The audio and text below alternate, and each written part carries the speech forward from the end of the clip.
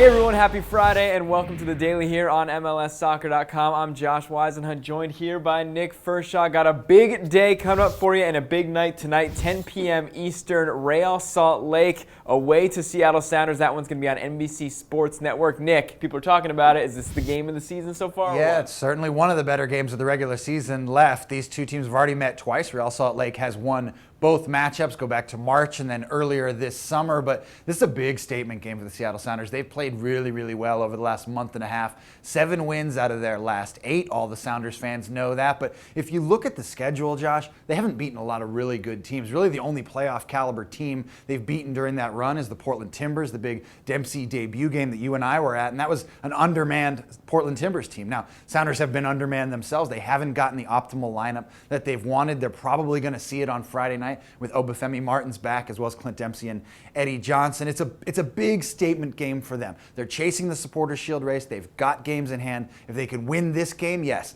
then we're talking about the Seattle Sounders maybe making a push for the Supporters Shield. Yeah, for sure. Of course, we know that one's a big one again, 10 p.m. Eastern on NBC Sports Network. But Nick, we got more games on Saturday. What are 2 more that you're looking at? Well, there's 2 games with playoff implications, guys on the fringe or already in a spot. I like that Philly-Houston game, which is on Saturday night. 2 teams that have sort of been stuck in the muck in the Eastern Conference and aren't playing very well right now. And you look at Houston, they've been outscored 12-2 in their last 3 defeats. That's not Dominic Kinnear's style of play. So that's a big game for them at Philly, even though I think the Union's going to win that game. And then out west, Colorado at home against FC Dallas. Colorado's been one of the best teams all summer. 9 results out of their last 10 games, and FC Dallas is trying to figure it out at this point. I think Colorado has the edge in that one. They'll keep pace in the Western Conference, but all 4 of those teams just trying to position themselves as we go down the stretch. Going to be another good weekend. Things are getting tight. Check out the full schedule on MLSsoccer.com/schedule. And of course, you can watch that big one tonight, Real Salt Lake and Seattle Sounders, 10 p.m. Eastern on NBC Sports Network.